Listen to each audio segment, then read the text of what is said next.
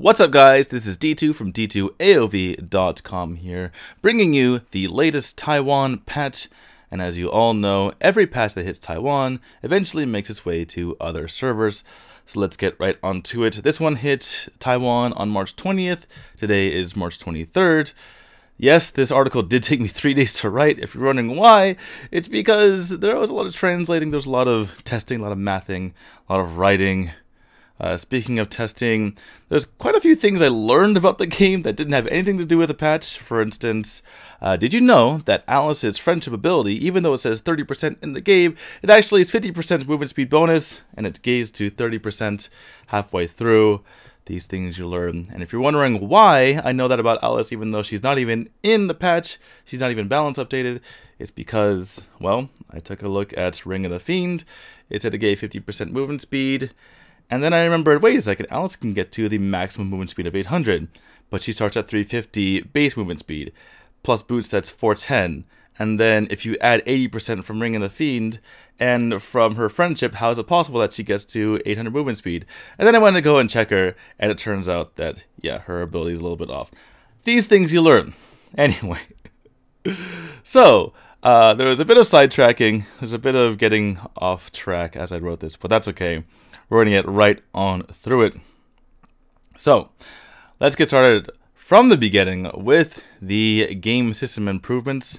And these are fairly big, I would say. The first thing is that you start from, or actually I should go start with Starshine rank first. So the first thing is there's a new rank. I doubt it's going to be called Starshine. It's going to be called something to do with stars, but it's a new rank between Diamond and Master. So yeah, there's going to be an extra rank there, and this is really nice because recently with all the, double star cards and all of the, the bonus points and what have you, and or the brave points or whatever it's called, and the fact that you can't lose stars in silver, and basically, gold's a new silver and plat's a new gold, it made it way too easy to get into Masters, so I'm totally in favor of adding a new ranking. It seemed like there were so many players in Masters with like 48% win rates, and it didn't seem right. So I'm totally in favor of this. So to accompany this, what they did was they added a new way to start the system, a new way to start the season, excuse me, where you can earn more than 1 star per game based on your performance, and it's basically like the qualifying stage of each season. Like your placement matches if you're in a different game, right? And this allows you to basically get straight into higher ranks. This is nice, one, because you don't want Masters or, Conqueror players starting in Platinum, and two, because if they're able to start in Diamond, then they're actually able to play games right from the beginning. Because if you start in Plat and you rush your way into Diamond, you still have to wait for everyone else to get into Diamond because of the fact that the drafting systems are different, and you're not going to be able to get into a game with anyone because you can't mix the draft systems.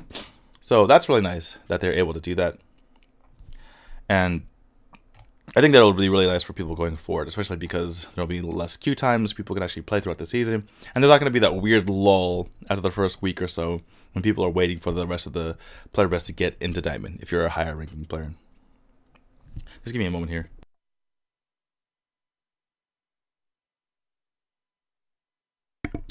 Sorry about that, notice it's a bit stuffed, and I do not want to put this into a video editor and have it video edit for hours at a time. So I'm going to do this in one take, hopefully.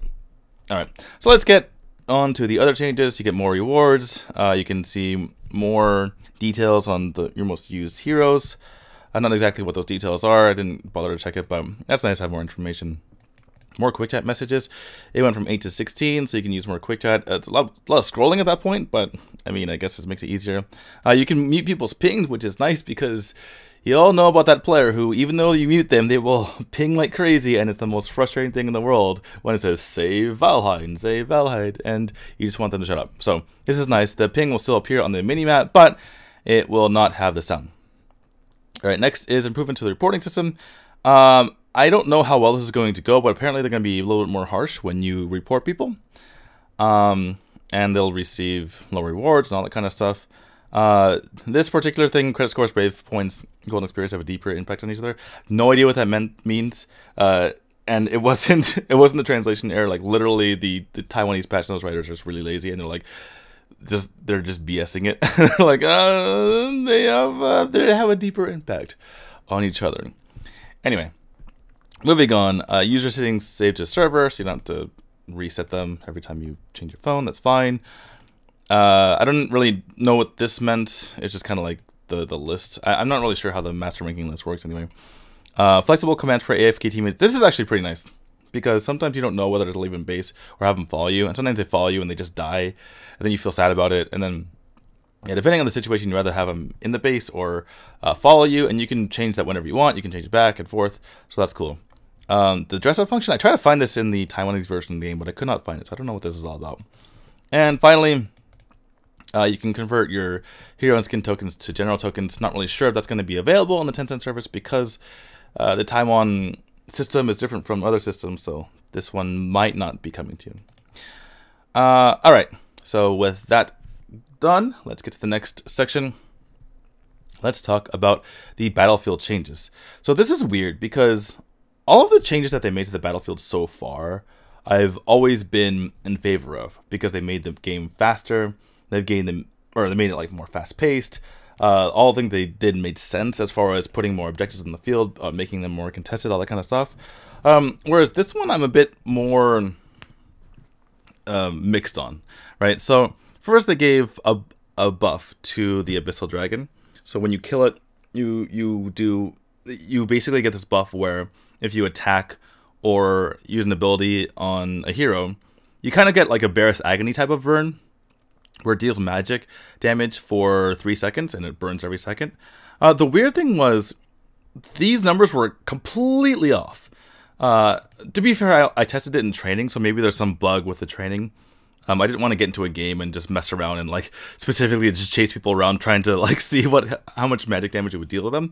But it was not even close. It was not even to the point where like it was, you know, maybe this number's wrong, or maybe something's going weird. It's like it made zero sense. The numbers were completely off. But the numbers being off aside, getting a buff like that is kind of nice, to be able to have an additional incentive to get the Abyssal Dragon, because sometimes just getting the golden experience wasn't enough to really push the game. I know some people really overreact and they lose the Abyssal Dragon like, oh, the game's over, but really it didn't make that much of an impact in my opinion. So having an extra buff is nice. The other difference was they moved the Dark Slayer, the spawn time lowered from 8 minutes to 7 minutes, so you can take it a little bit earlier, and it spawns a little bit more often. And then the Drake's attack power is increased, so that's nice. So these were so far so good. I like this. Now we're getting to the weird part. So the Enraged Abyssal Dragon, the spawn time increased from 10 to 15 minutes. This is really weird. 15 minutes is a long time. It takes a long time to get to that point in the game. And I played one game on Taiwan server, and it felt even longer than I had ever imagined. It's just so bizarre, because 15 minutes is already like the super late game. I guess that's what they wanted, right? They want to have this thing where if you take it, you have a buff for 3 solid minutes, and it'll just be overwhelming, and the game is going to end in, pretty soon. But it's just way too long, in my opinion, and I wrote that down here. I would rather have it so that it just spawned at 10 minutes, and then at 15 minutes, the buff was moved from 90 seconds to 3 minutes. Yeah, that would be confusing for newer players, but I don't think it would detract from the gameplay. It wouldn't really matter because they're new anyway.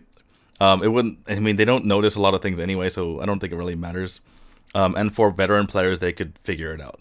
And I think it would be better, because waiting the extra 5 minutes is just painful. In the patch notes, they mentioned the towers getting less gold. I don't know why they did this, but they also put the lowered Abyssal Dragon gold down here under towers. I'm not sure. I just decided to put the same place. Maybe there was a reason why they classified it in the same area like that. But yeah, you get less gold for the Abyssal Dragon as well. It also grows slower, but then it continues to grow until 15 minutes instead of 10 minutes. So I guess in the end, it ends up being as much gold as it used to. Still, it's just bizarre. This whole thing with the later spawning Enraged Abyssal Dragon, and the fact that it gets less gold is just weird to me. I don't know why they needed to do that, especially because a lot of the recent efforts were put towards making the game faster, making the game more action packed, and this kind of reverses that trend, in my opinion. Anyway, so minions. Last time we had a patch, there was the introduction of the enhanced minion. It's going this time they will have lower HP and give you less gold. So it used to give 65 versus 40 for a normal melee minion at the start of the game. And now it's going to be 52 versus 40. So it's not going to be as crazy as a buff, which I suppose I'm okay with because the ADCs were getting out of control in the Abyssal lane. The other thing that they changed is that after the 10th minion wave, or at 5 minutes, because they spawn every 30 seconds, they will no longer appear. Which makes sense, because by the time that 5 minutes rolls around, a lot of times, you know, one of the towers is gone, and the team switched their lanes anyway, and at that point, it's like, why is the DS laner getting extra gold just because they switched the lanes? It's just kind of weird. The acceleration from the 10-minute mark or the 6-minute mark is just whatever. But last thing, Fog of War. They added Fog of War. I kind of like this. You can turn it on or off, so you don't actually need to have it if you don't want to. It makes things kind of spooky, and it kind of inadvertently, not inadvertently, but it kind of indirectly makes you want to look at the minimap more, because there could be heroes, scary heroes waiting around every corner. I couldn't do a really good job of taking a screenshot because you can't turn on Fog of War in training. You can change the setting in training, but it won't turn on Fog of War. You'll still be able to see everything. So you can kind of see that the vision is kind of here. Although that might be the tower vision, I'm not sure. But it gets pretty dark if you look at, if you scroll around the map like that. So that's cool. Anyway, my thoughts on this, and I wrote about them all here if you go to the article, is that I'm for this, I'm against this, I don't know what's going on here, and this is fine. Alright, 3v3. So they changed 3v3 quite a bit. I was going to say they completely changed it, but it's still somewhat similar. They changed the map. The map looks the same, but it's a lot wider in the opening than it used to be, and the base is a bit lower, so you can get out and kind of enter a lot easier. Once you spawn, you'll notice right away, like, oh, this map is pretty different. And a couple things they did. First of all, you restore 20% maximum HP and 15% maximum mana if you kill someone. And there's this weird thing called honor line. So it's almost impossible to win within 3 minutes and 30 seconds now. And if you ever played 3v3 before, it was certainly possible to win that quickly if things snowballed out of control. So I kind of like this, the fact that they're making it extremely hard. You still can win, by the way. It's just that you need to be completely snowballing rather than just kind of snowballing, and the death timer is too long and you just go over and kill the core. So if within the first 3 minutes and 30 seconds of the game, if the core drops below 20% HP, then all of the dead heroes are immediately resurrected, and there's a massive shield that comes up that's 30% of the max health, and it provides 70% resistance, which is basically the same as not having minions in like a normal game. So that's cool. The buffs they changed. The old buffs are pretty strong too. The new buffs are similarly strong, so this is not going to change a whole lot for killing the Garnak. Other changes are that there is damage reduction for the first tower, so it's really hard to kill the tower in the first minute, and it's still kind of hard within the first 3 minutes, as it has 25% damage reduction. And then this bull, I'm not so sure why. Like, I have no idea what they're talking about. It said 10 seconds before the game starts, and I double checked and triple checked. It says before the game starts. I don't know if they meant to say afterwards. Anyway, you get extra movement speed out of the core. Sure, fine. This is a big one. So there's 2 health packs added. You can kind of see here. On the actual map, it's like here and here, like around here on the bottom. And they're not normal health packs. If you go over them, it provides 15% health boost for your entire team. And it's an instant boost. It's not like it's like basically pressing the heal talent for your entire team. And so basically they're just they're just stationary heal talents that you go over and walk over them. One thing is you cannot actually walk over. You can't get the heal pack if you have full health. Someone else who has lower health can walk over, but if you yourself have full health, you can't walk over. So there's that. But that's cool. The other thing is that the movement speed boost over here, this little sock thing, this boot, it will randomly switch between giving you, or it'll randomly switch between being the movement speed boost and being a health pack. So there's in fact 3 extra health packs of this kind. And again, these health packs are different from the health packs behind the towers, which are like the normal mana and healing pack that like over time. But yeah, so there's basically gonna be 3 extra health packs. That's cool. That makes it much less likely gonna go back to base to heal. And speaking of which, if you do die, then your hero spawn time is shortened. So I'm all for these changes. Even though, you know, you go into 3v3 for a really short game. If it's too short, it kind of sucks, even if you're the winner. And it also makes it more action impact, and it'll allow you to go for more objectives like the Garnet to have, because these health packs are going to be on the field. Okay, now that we got all those other things out of the way, all the peripherals, let's get the actual changes to the game. Starting with item changes. Purifying Bracers, they made it so that you can use Purification while stunned. This is the last support item that people... or the last support item standing, I guess is the wrong way to put it. Is it would be the opposite of that. It's the last support item that people have yet to use, because it used to be, you know, only Essence of the Wind, and then Ring of the Fiend and Tide Colors Mark got buffed. So too did Purifying Bracers, but not nearly as much as the other ones did. It's not nearly as useful, to the point that I don't even know people, or I certainly didn't know, that you couldn't use it while you're stunned. So this will not move the needle at all, and it'll still not be used, not nearly as much as other items. Okay, moving on. Heart of Incubus. Armor went down, deals a little bit less damage to minions and monsters. That's kind of annoying, especially because a lot of Saint Learners needed this to be able to clear waves, if they couldn't clear waves fast enough. But that is not nearly as big a deal as the change to Mantle of Ra. And yes, I spent hours and hours going over the math on Mantle of Ra. Yeah, I don't have a life. So let's just go on. Let's talk about Mantle of Ra for a second, guys. They lowered the armor. They took away the attack damage. They added HP, and they added regen. And in accordance with that, they changed, obviously, the crafting. Finally, the burn passive went from dealing 100 plus 4 per level to dealing 2% of your max HP. And in testing this, there's no limit to the amount of damage you can do to minions and monsters. And it caps out at around, like, I want to say like 600. If you buy like Mantle Raw and all Amulet Longevity, and you're like Mina with a bunch of health, then you'll do like 600. So it's whatever.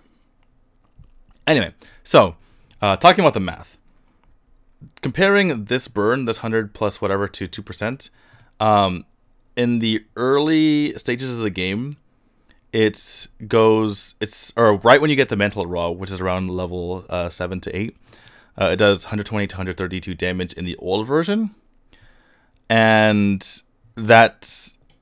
with the new Mantle, because you get the extra 1000 HP, that allows you to get to similar area, like 120 to 130. It doesn't do nearly as much damage to minions, so that's a bit of a downside.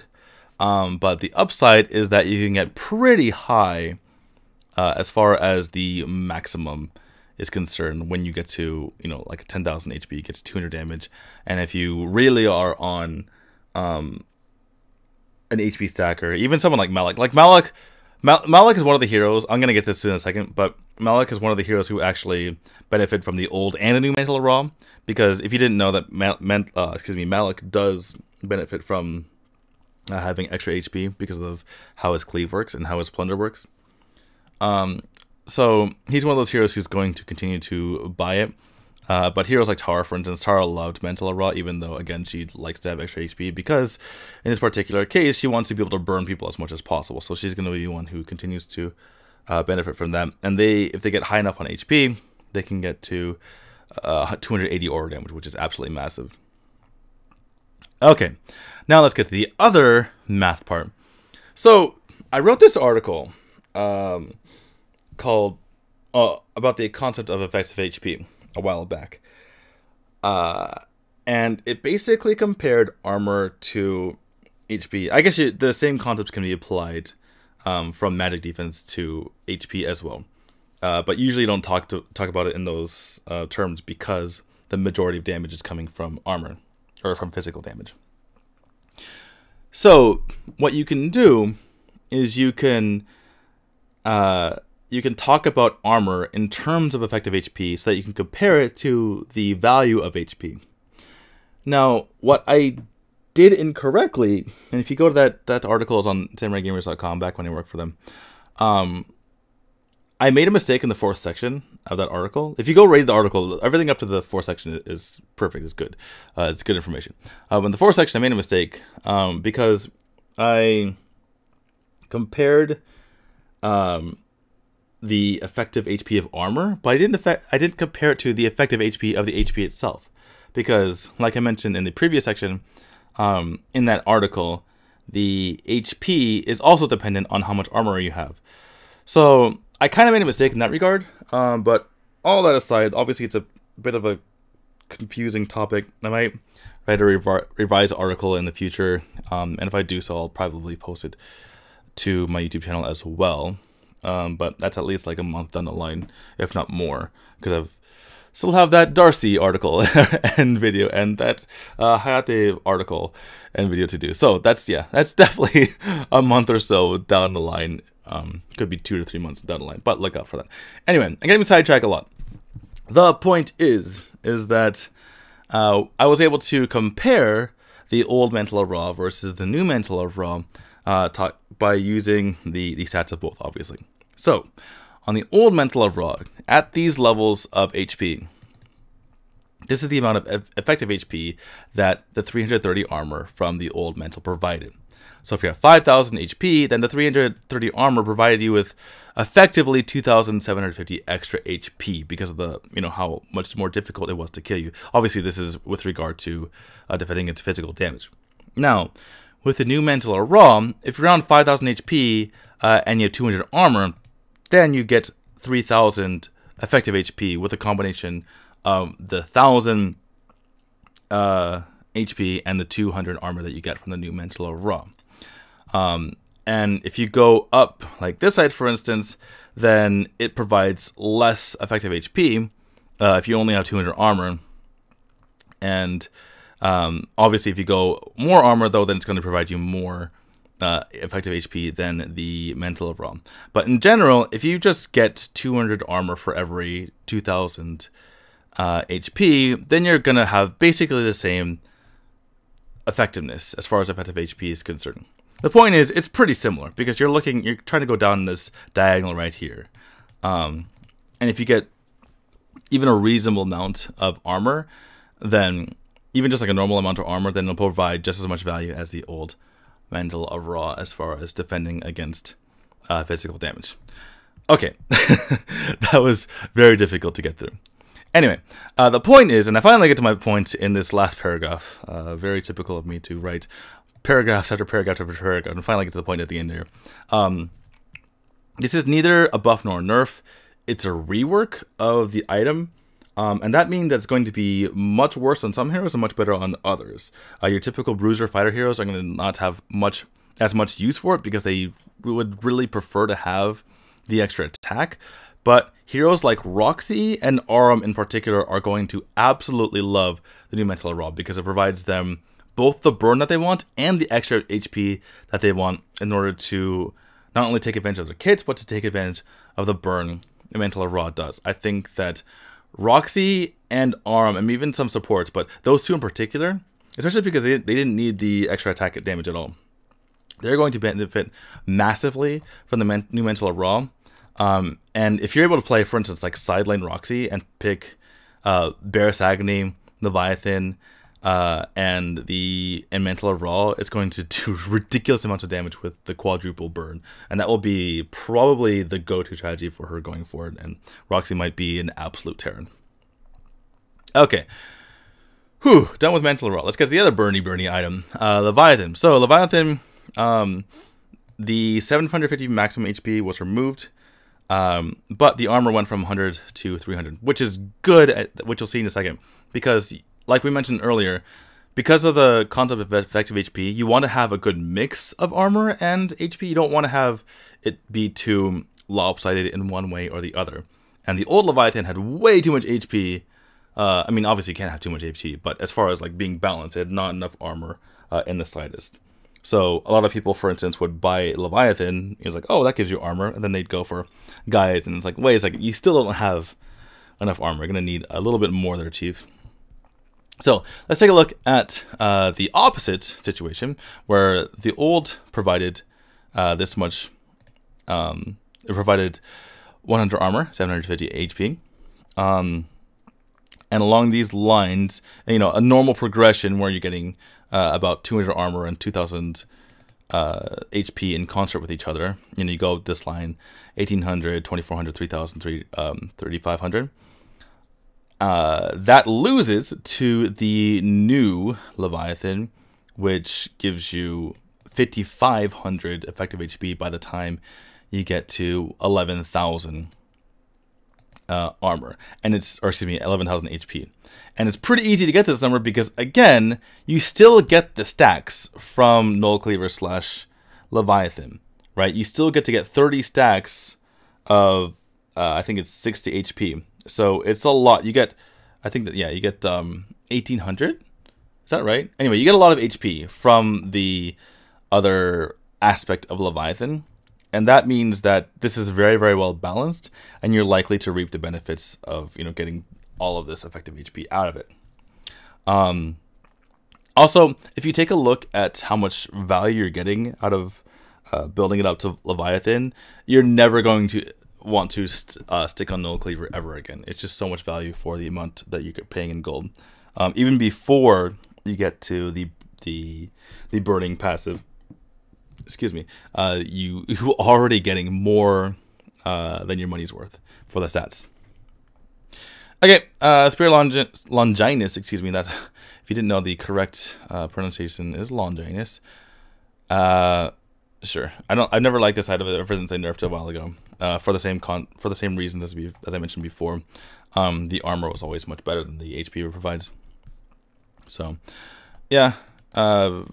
Those who don't have a use for it are still not going to have a use for it. Okay, let's go to Hercules Madness. This was changed quite a bit. And the big thing here is this shield change. Now, it's funny because if you look in the patch notes, it says shield increase, but it's actually a shield decrease.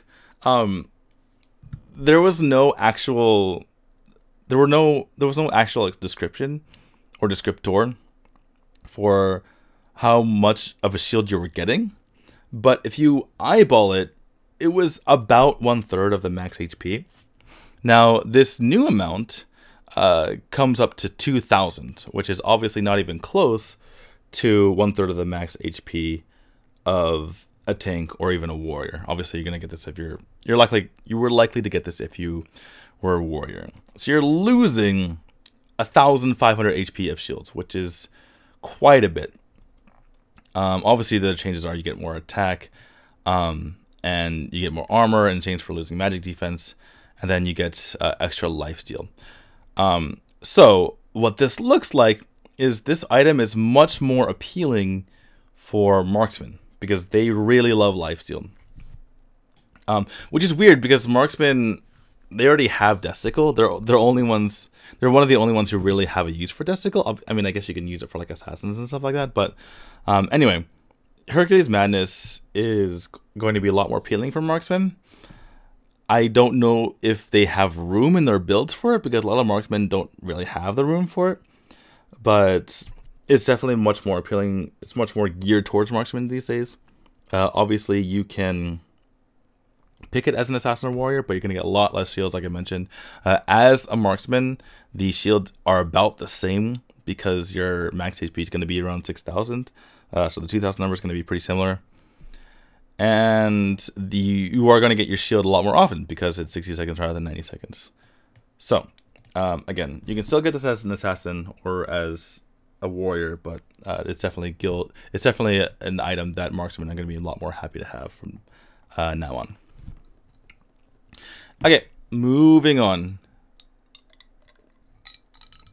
So, Essence of the Wind. In the patch notes, it said that the increased movement speed went from 3 to 2 seconds. They didn't mention the shield, which is weird. So I went to go check it, and yes, the shield also got nerfed. It also went from 3 seconds to 2 seconds. So very strange that they only mentioned the movement speed. But yeah, it's the shield as well. Alright, Ring of the Fiend. Movement speed goes from 50% to 30%. This is very much needed. Ring of the Fiend was just nuts. It was too nuts. The entire team getting 50% movement speed was just, it was too much. And I thought it was a typo when I did the patch a couple of months ago. But yeah, this is more in line. It's kind of sad because I don't get to zoom as much, but definitely needed. Okay, now for the actual moments that you've been waiting for, we're going to go to the hero balance changes. So for all of these, I kind of given my rating as to how much they were affected. Typically, you don't get into the 4 or 5 range. Usually, it's only between 0 and 3, and even you don't even get to like really 3. You don't get to stuff that affects them too much, especially in the nerf direction, right? Usually, when Tencent nerfs people, they barely nerf them at all. And honestly, it's been an amazing strategy for them because they only barely nerf the super powered heroes, and then they really buff the underpowered heroes, and it provides so much balance. That's why you see my tier list have this huge, this clump of heroes at the top, and very few heroes that are underwhelming. And even those, like you're splitting hairs at that point because I feel like every single hero is capable of being used in a professional match. So with that said, let's get to these particular changes. You can read here. Basically, a 0, I say that, you know, either it's a neutral change or it's such a tiny change that doesn't move the needle at all. A 1 or a -1 is a tiny nerf, or a tiny buff, or a tiny nerf. 2 is a small nerf, but something that makes a reasonable difference. And then when you get to 3, it's a pretty significant one. Then 4 and 5 is just nuts. So let's start with Tulin. And if you go to this page, I've made it so you can kind of just click on these guys, and then you'll go straight to them. So starting with Tulin, let's take a look at his changes. So each lightning bolt deals, it goes from 320 to 270 on the base. But the ability power goes up, or the ability power scaling goes up by 8%, and so too does the amount per level. So in the end, what you're doing is, obviously you're giving up 50 damage per bolt in the early game, which adds up to 250, and in the late game you're getting 550 extra damage. That's 110 per bolt. Tulin has famously been a really crazy early game hero and someone who falls off late game, so it's nice to be able to balance that and kind of move some of that power from the early to the late game. The thing with Tulin though is that was a lot of his strength, was being able to just dominate early games. So I think that overall this is a bit of a nerf because you're taking away one of his biggest strengths. And just because you give it back to him in the late game, part of the reason why Tulin is so powerful is because you're able to snowball games, not because you're able to actually, you know, go crazy in that late game. So, especially because Thunderclap, it's an ability that you have to get right up next to your opponent, and that makes him such a great dueler that allows him to get multiple shots off on the same hero. Whereas in the late game, people are constantly grouping up. Even if you jump into the entire team, you're only going to get, like, your Thunderclap's going to hit different heroes. You might die because you're trying to get your Thunderclap off, so it's a totally different situation. And so overall, I think that is a nerf. Okay, let's move on to Jinar. The enhanced attack can no longer critically hit. So if you didn't know, every 5th, the attack, or you basically charge up your passive. Every time you use an ability or attack, it charges up. And on the 5th attack, then you get an enhanced attack. And it pierces and does a bunch of damage, and it can also critically hit. And I definitely knew this, and because I play a lot of Jinar, and I actually added one atrocity to my Arcana page just for the possibility of winning a game on the spot with that. So, unfortunately, that's going to be not there anymore, which is probably for the best, but it's just kind of funny. But it doesn't really affect him all that much because it was a waste of time to put anything more than, like I said, the one atrocity to be able to take advantage of that. All right, Quixie, movement speed moved up from 340 to 350. Doesn't seem like a big deal. It's, the smallest change you could possibly make to her movement speed, but it does. Base movement speed is a big deal in and of itself, because changes to your base movement speed affect all of the percent base movement speed, and every single item in the game other than boots are based on percentage movement speed, and also almost every single ability is based on that as well. So Quixie's passive, every time she gets a boost from her passive, that is boosted by the movement speed, or the actual base movement speed. So that is certainly very nice for her. I gave her a 1. I was thinking of giving her like a 1.5 because it is definitely more impactful than the other heroes that got movement speed boosts, but I just couldn't do it. It's just, in the end, it's just not quite impactful enough. Okay, Sephra, she got a tiny slap on the wrist. This was almost nothing. If you do the math, it's 32 once you get like a decent. With 400 ability power, you're about like 7 to 8 minutes in the game. So 7 to 8 minutes in the game, you're still only getting punished by 32 per attack plus spirit. It's like barely anything. And then at the end of the game, it's still only 120 with just a massive amount of ability power. And I build way more than most people. I'm very risky with my build for Sephra, so to only get punished by like 100 is nothing at all. Let's move on to Darcy. And Darcy, first of all, this is kind of weird. The phrasing was kind of bizarre, but I'm pretty sure I translated this correctly.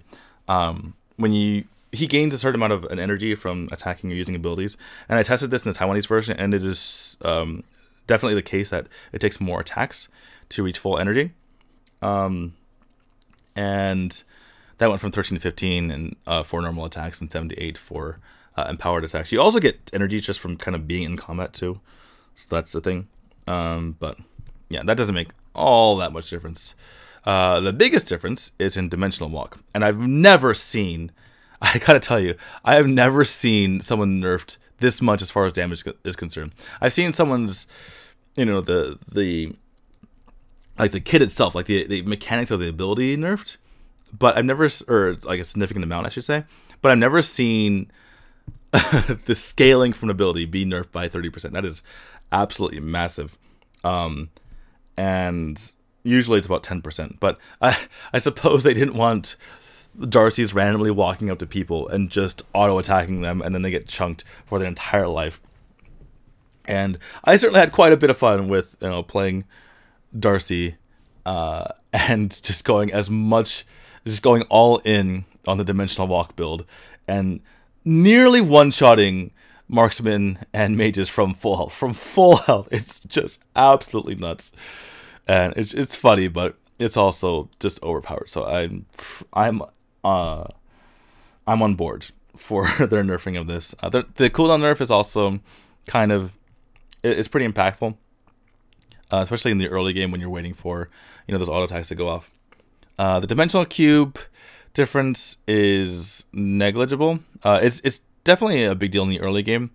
Once you get to the late game, it's actually almost exactly even. If you have 1500 ability power, then this ends up being the same amount of damage. So that doesn't make a whole lot of difference. Lastly, there was a buff in Dimensional Portal where people really can't get away. For instance, Malok. If you saw some professional games, you would see that Maloks would be able to use their shock to get away. Now that is no longer the case, and I just think that's hilarious. The fact that he just gets caught mid-jump and has to jump back is, I don't know, that's just really funny to me. And yes, I specifically tweeted that so that I could put it in my article, because it's a lot easier to just do that than have an actual video in there. Anyway, so all of this put together, this hurts quite a bit. This is not much. It might hurt you if you're trying to jungle, and it might be a bit, a few seconds longer. This helps a bit. Overall, I gave it a -2.5. It's like pretty significant nerf, but at the same time, he's still going to be pretty powerful. So didn't go too hard on the scoring there.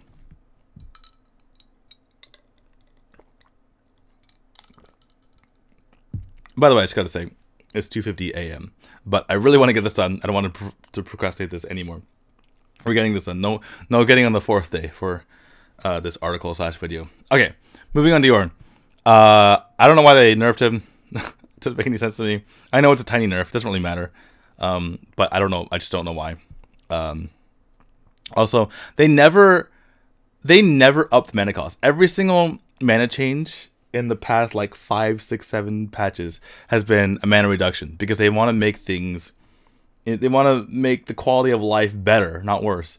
So this doesn't make any sense to me. They've never done this. They've never like increased the mana cost. So I'm definitely thrown off by that. Violet got faster, which is nice for her because that even though she does have decent mobility with tactical fire, having the extra movement speed certainly will help her. Especially for getting around the map and kind of catching up to certain areas. So I think this is somewhat impactful. Nearly as impactful as Crixie, just because Violet really needs it. Whereas Crixie, I think she's a bit more pokey than Violet, even though Violet's like super pokey. But yeah, Violet definitely needs a movement speed, especially because she needs to be constantly around the area to get her tactical fires off. Also, if there were 400 units of her, then she does the extra movement speed will help her get the extra bonus from that as well. Okay, next thing is Fennec, and he is in just a terrible spot right now, so he needs a lot more help than this. Moving on. Valheim. So, is it weird that when I looked at Valheim, the first thing I thought, so I looked at this, and I saw that it was scaled on 115% attack damage, and the first thing that came to mind was, I wonder if all of that attack damage is multiplied on a critical hit. And the reason why I asked that is because normally it's not the case. For instance, when Violet scaled at 115% for her tactical fire, only 100% of that scaling was multiplied for critical hits. The rest of the 15% was treated separately. So I went out of my way trying to figure out if that was the case for Valheim.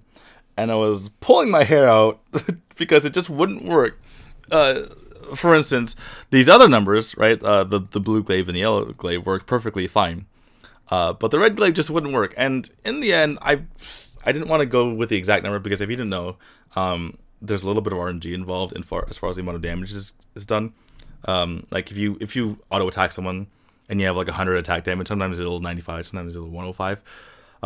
So the number was consistently like 20 something off, like just enough off that I knew that the numbers weren't there, but it was impossible to get the actual number. I kind of in the end just said it's around 90%. So around 90% of this number will crit, whereas the remaining 25% will not. It was very, very frustrating to try to figure that out. But speaking of which, if you guys didn't know, this base damage also is multiplied as part of the critical hit, which is unusual. Usually base damage is not applied, or usually base damage is not multiplied when you take critical hits. The notable exceptions are Wukong, and I think like Slims and Morin, and maybe like one more. But most of the time, if there's base damage, it is not multiplied in critical hits because it would just be too much. That's also why Wukong does ridiculous amounts of damage, if you're wondering, because the entire thing crits, not just the AD portion. Anyway, me getting sidetracked aside, I got sidetracked talking about a sidetrack. This is actually quite a bit of damage, and it's about like 30 in the early game, 33-ish, and it starts getting to be around 100 more when you start getting to your actual build. The funny part is I don't know if they wanted Valheim to start building more damagey, because the latest trend, it's been around for like 6 months now, the latest trend with Valheim has been to build defensively and just kind of be a stun mob, because he doesn't have as much AD as other marksmen, so there's no reason, or there's little reason to try to build him damagey if his greatest asset is just being, an endless CC machine. But the funny thing is, if you do try to build 80 Valheim, it's a lot of attack speed. So it ends up being the pretty similar numbers as far as how much extra damage you're getting out of this. But you do obviously have the extra attack speed to get the procs off a bit more. But anyway, in the end, it's a somewhat significant difference. And what number did I give him? I gave him a 2. So, reasonable buff. Caphany is not out yet on most servers. She's out on Taiwan. They buffed her damage, and if you don't know, when she attacks, she can move while attacking. And when she uses her first skill, her gun turns from like a Gatling gun to like this big laser gun thing. And they actually buffed the damage quite a bit. They buffed it by 40, an extra 30 per level. So it went from plus 40 to plus 70. And that's a lot. But they noted in the hero, adjustments that it wasn't a buff for nerf, it was a rework. And that suggests to me that this was like a really big bug where she was just getting ridiculous crit damage. So I imagine that was the case. So I just put a big question mark for her, because that must have been like a game-breaking bug where it would negate the amount that she's getting buff from there. I mean, obviously it's not like a huge buff that she's getting from her one, but it's something. All right, moving on to Elsu. Also, this amount of damage here, if you're wondering how much it is, it's about 50 in the late game because he does build quite a bit of additional attack damage. Added to this is 250. 250 sounds like a lot, but it's snipe. Like, it's already doing thousands and thousands of damage, right? So it's not that big of a deal in the grand scheme of things, especially because snipe itself, it's not an ability that lands like all that often. It's the whole point of snipe is it's very hard to land. So if you land one, it's very impactful. And having an extra 250 health, or not even that much because it's you have armor. Assuming he doesn't stand there for 5 seconds. And the point is, if you having an extra 250 health is not going to really matter all that much when you've been chunked by like thousands. So yeah, this is almost nothing. I do like that they changed the indicator. This is me on the NA server and me on the Taiwan server, and it's a lot thicker if you take a look at it. So that's nice. It makes it a lot easier to land your snipes if you know exactly how wide the indicator is. As far as his ult disengage, this is a big deal. The biggest deal is the cooldown change going up by 5 seconds, because it seemed like his disengage was always off cooldown. He was always just running away. Obviously losing these movement speeds, as far as less movement speed for yourself and less reduction in movement speed for the opponent, is a big deal as far as just as in the numbers themselves. But if you think about it, if you needed this movement speed reduction or your own movement speed to get away, then you're probably already dead anyway, right? Because usually you only need the dash in order to get away. So this is the biggest deal. I suppose this could make a slight difference in the occasional situation where you use disengage in the opposite direction, not shooting at your opponent, but shooting behind you so that you can chase them and auto attack them. That could be a thing where this movement speed difference would make a difference. But let's be real, 10% is not going to be like crazy. So, all in all, what did I give him? I gave him -2 because 5 seconds on the disengage is a thing. Okay, Kil'Groth. Let's move on to Kil'Groth. Kil'Groth got a pretty nice buff actually. So his scaling went from 6 to 10 to 8 to 14, and how that works, the math, it's like you look at it, it's like, wait a second, 6 to 10, that's a 4% difference, and this is a 6% difference. So how that works is that in the old version, every 3 levels you got 1%, and now so it would go up at 4, 7, 10, 13. Now the new one goes up at 5, 9, and 13, and it goes up at 2%. So there you go. At level 13, it matches up, and you have your extra attack speed. So obviously, with 5 stacks, that gives you 10% extra attack speed early, 20% extra attack speed by the time you hit level 13. That's super duper nice. That is, 2/3 of Fafnir's Talon, if you want to think of it that way. It's right they do a nice sandwich around the amount of attack speed that you get from Omni-Armed, which is 15%.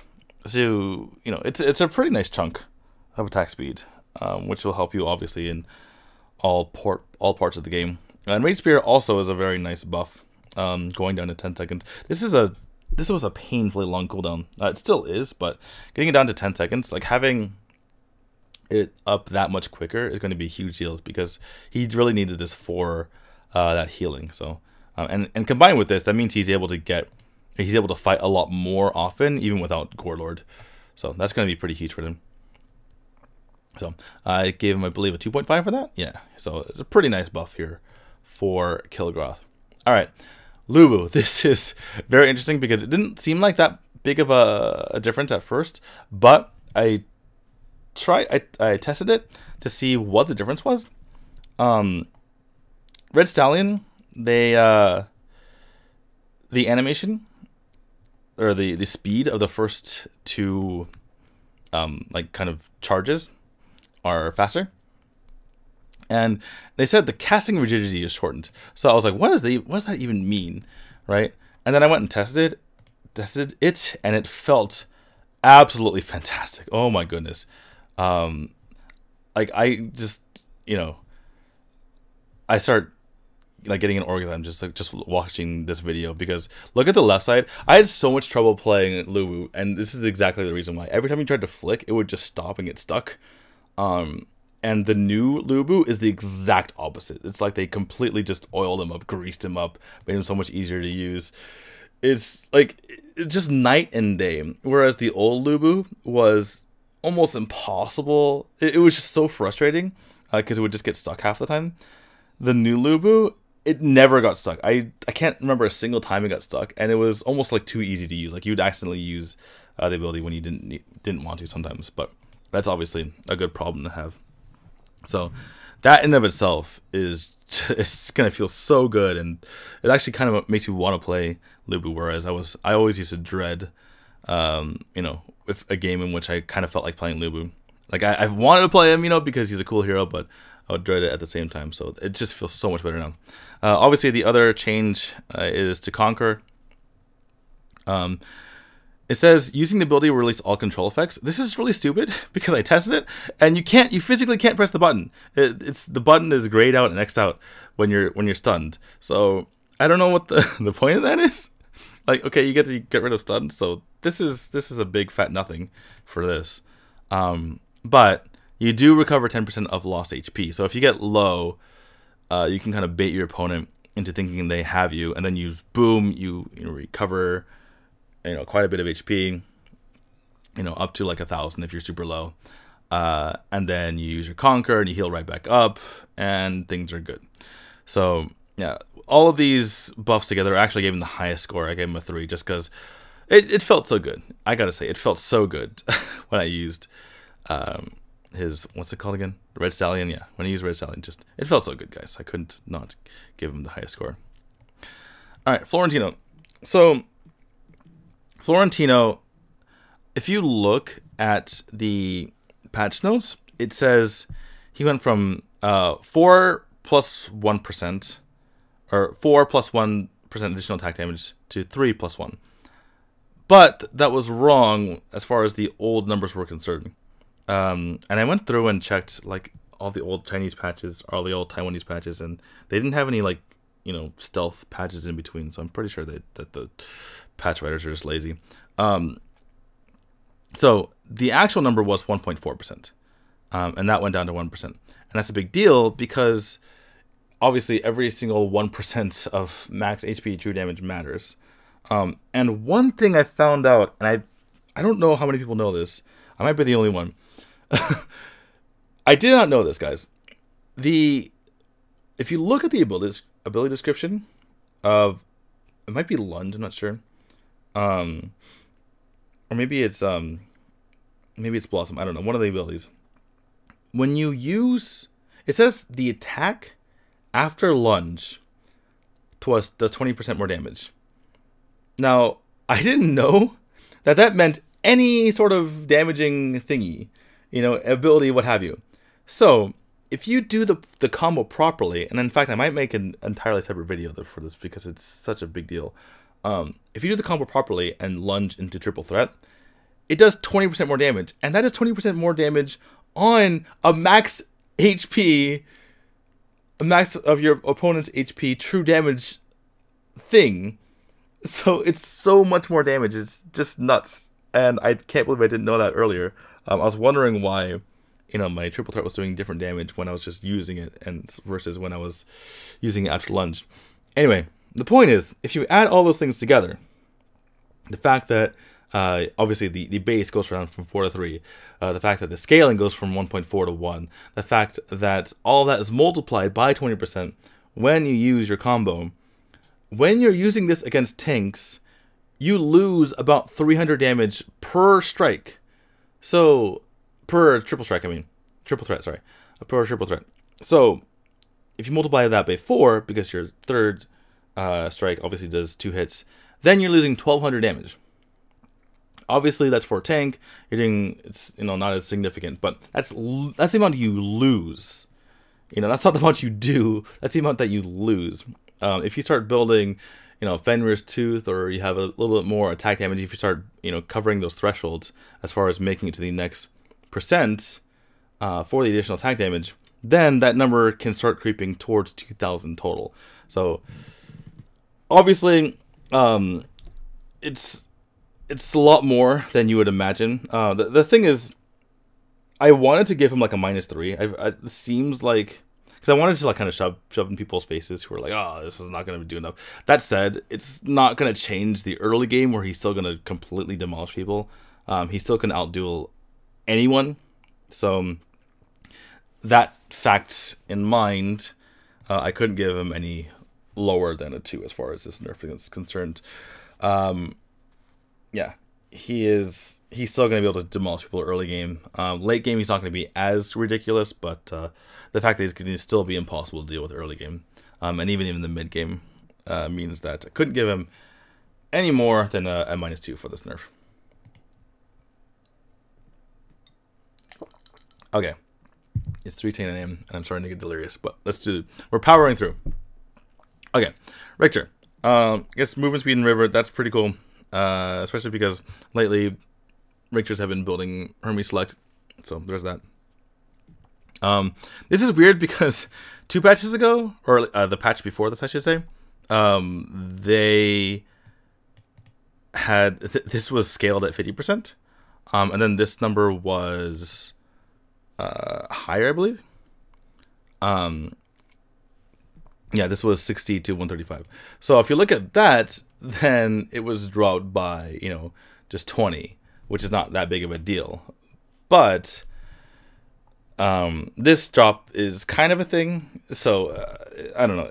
The point is they were obviously they felt they went too overboard in giving Richter late game power, because the big problem with Richter 2 patches ago was he had too much early game. He was too strong in the early game, just killing people. So they moved some of his power from the early game to the late game, but then he's too powerful in the late game as well. So they're just like, oh, we're just going to take all that away. There was also this fact, this used to be 10%, just fixed. Then they moved to 5 to 10%, now it's fixed 7%. So overall, obviously, this is, a reasonable nerf here. But that's obviously mitigated by the fact that Retaliate will now do more damage on land, and it will have a longer stun. Obviously, it's a bit harder to get the stun off of Retaliate than it is to just, Jungle Strike and deal a lot of damage. So this damage hurts. You're not going to do nearly as much damage in the late game. You're losing, a significant amount of damage. But it's mitigated by this. It's mitigated by this. So in the end, I just gave him a -1.5 because he's still going to be pretty strong. Okay, Varus. So Varus had one of the more interesting changes. If you look at her scaling, even though this goes down quite a bit, 70 goes down 70 damage in the early game. If you look at how much it goes up per level, it's exactly the same amount of damage by the time you get to late game. Similar situation going on in Lifesteal. She goes from 12 to 120%, depending on how low her HP is, to a situation where she's 8 to 80% at level 1 and 15 to 150% at level 15. So this is a lot less healing at level 1, but a lot more healing at level 15. The thing is, part of the reason why Varus was so strong was because she's an absolute bully in the early game.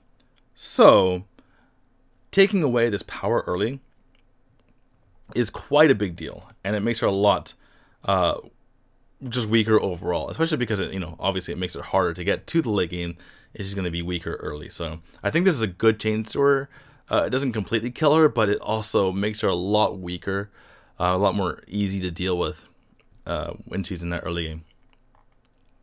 One other thing is that Bloody Kiss, the healing is not affected by reduced generation effects like Curse of Death, like Max Static Shock, like Tome of the Reaper, for instance.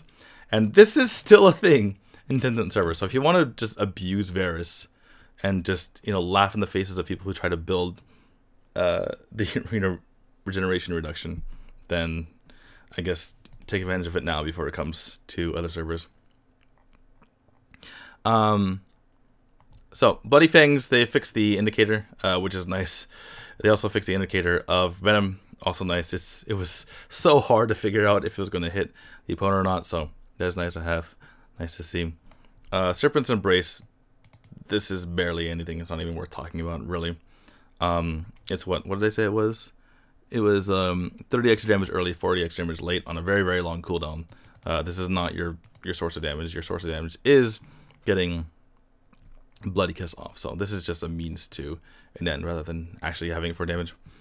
Okay, so Venom, they nerfed her base percent of lost HP, true damage, and the thing is that this buff on the Enrage.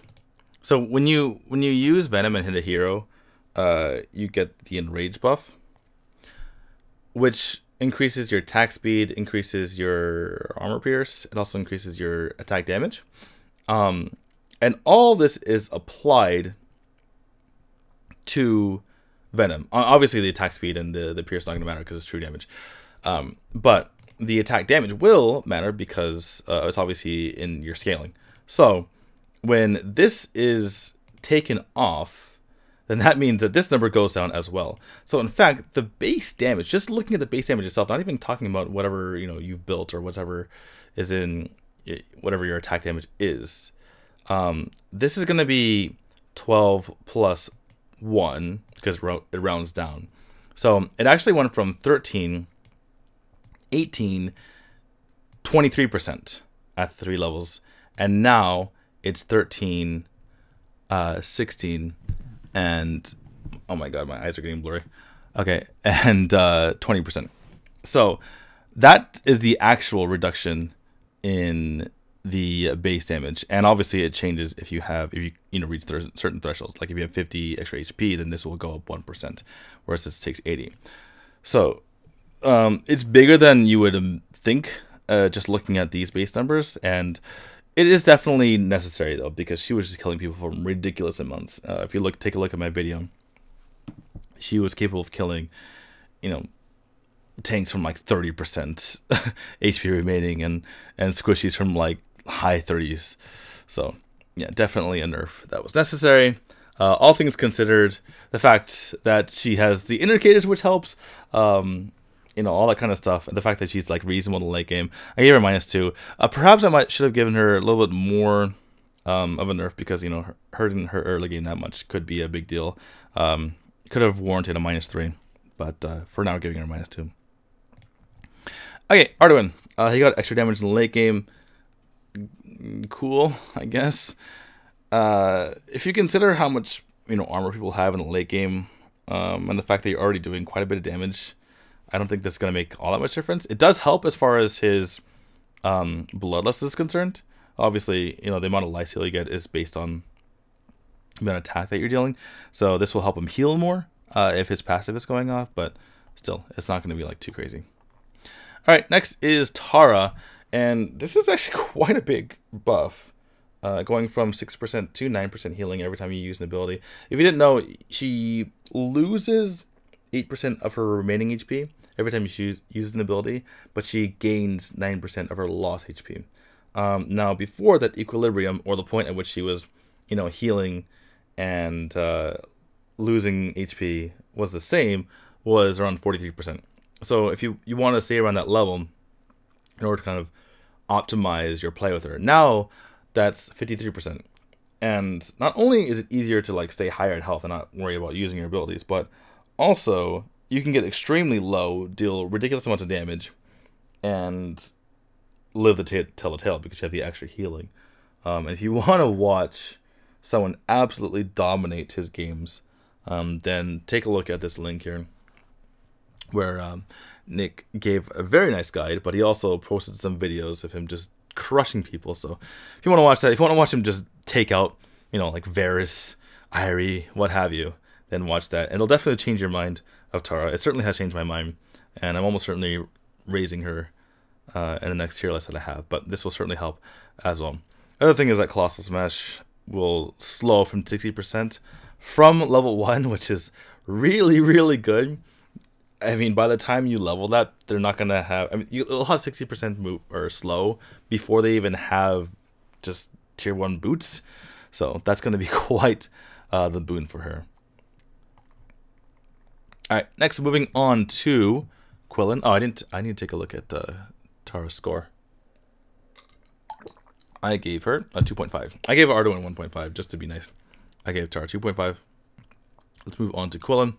Quillen, he got a reasonable damage to Mutilate. Last time he got nerfed, it was just a Decimate. And people were like, okay. Mutilate, what's the problem?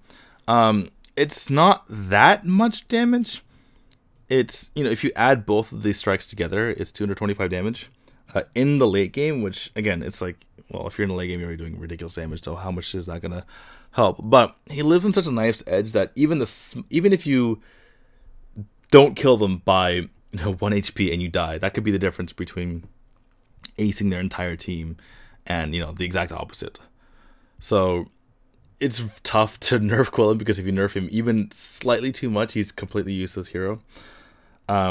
So in that regard, I decided to give him -2 because it could hurt him a bit. Decimate doesn't really matter. It's about 35 damage, so it's whatever. Okay, so next is Kil'Groth. This is what I was talking about earlier with Valheim and Violet a little bit. If you have an ability that scales to over 100% attack damage, usually the extra part is not included in the crit multiplication. So now only 100% of this will multiply. And if you're confused about what I was talking about earlier, it goes like this. So say Kil'Groth has 600 attack, and he crits on this ability Death Sentence. So it's whatever, it's like 300 or whatever, and then plus 120% attack damage. So on a normal, let's say he just has a normal Death Sentence, right? 300, I don't know what the base numbers are, but let's just say it's 300, and then he is 600 times 120%, right? So 720 damage. And if that was a crit, before that this entire part would be multiplied. So it'd be 1,440 damage. Now only the 600 part would crit, so it'd go to 1,200, and then you'd add the extra 120 part later, so it'd be 1,420. Am I doing that right? Anyway, the point is the extra 20% isn't multiplied, so yeah, keep that in mind. But if you look at it for Kil'Groth, he's only ever going to buy Claves. He might have some crit Arcana in his Arcana. So it's like, it's a percentage chance. If you take the expected value of the damage that he's losing, it's like 30. So it's just whatever, especially on, it's only like one ability, and half the time you're using abilities to run away anyway. So I gave him a minus 0.5. All right, almost done. We're almost there. Teamy. Okay, Scavenge. he gets less extra gold. Scavenge is nuts. And to illustrate that, I provided this little screenshot of the game between RRQ and AHQ. And this game, just look at it. They were down 1-5 in kills. They were down 0-3 in abyssals. Sure, they took 1 tower, but they were ahead in gold somehow, and that should not be possible. The way it was possible was the combination of tight close mark and teaming. So yeah, let's get that out of control, or let's get that a little bit more under control. If you do the math, like say you're at this kind of stage in the game, you have 6,000 gold. 5% of that would be like 300. So that's like 1 item. It's like 1 tier 1 item. So at this stage of the game, you have 1 tier 1 item less. So losing out on that is like kind of just, it's just kind of muh. So I just gave him a -1, even though I am happy to see that get nerfed down.